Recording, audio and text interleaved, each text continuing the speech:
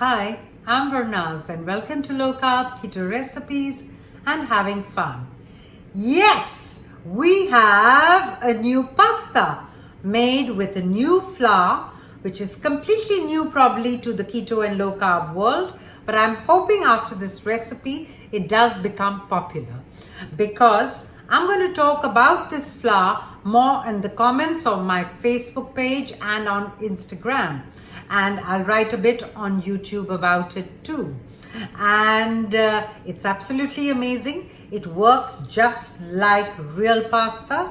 It can be even dehydrated and kept in a box and used whenever required. What more could we ask for from pasta? I have a batch right here. So let me show you what it looks like. Here we go. Whoa, normal pasta. Just see that. See the pliability?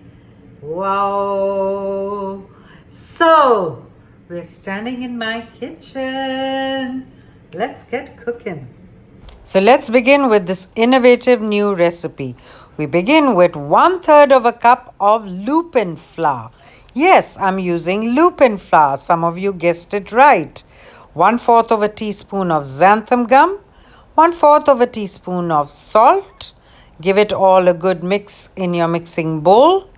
And now we are going to crack one egg into another bowl and put it into the mixture in two parts. You have to just froth it up a bit. Now take your mixture, put half the egg mixture in, and you have to use your hands. I'm warning you, this is a pretty sticky dough, but it comes together beautifully. So I put in half the egg, and now I'm putting in the other half.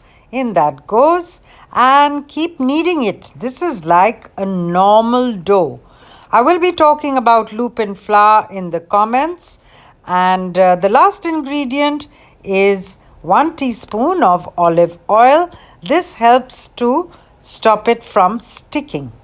Okay, look at the ball. We put it on parchment paper and we are ready to roll it out. This rolls out also beautifully. It doesn't stick a bit to your parchment paper. If you do the ingredients just the way I've done it, you won't have any problem. Now we want to bring it into a rectangle and so that we get maximum strips out of it. So I'm cutting the sides and placing those again so that I can roll it out again. And here we roll it out just a wee bit more. Bring it to a really like 1/8 of an inch of thickness. And now I'm cutting it into strips, whatever length you want. And there we have. Look at that. Yeah, but we are still going to cook these. Now, I do want to tell you, this can also be dehydrated. Oh, this is another little thing. I've taken the corners and I've rolled them up for few of them. You can use it for your mac and cheese too. These are the dried out ones, and which works like how when you get store-bought pasta. So now I've taken water over the stovetop. I've added a little salt and a bit of olive oil to prevent them from sticking, and I'm placing in the pasta. So now you'd have to cook it for not more than about 45 seconds to a minute. It can even go up to a minute and a half.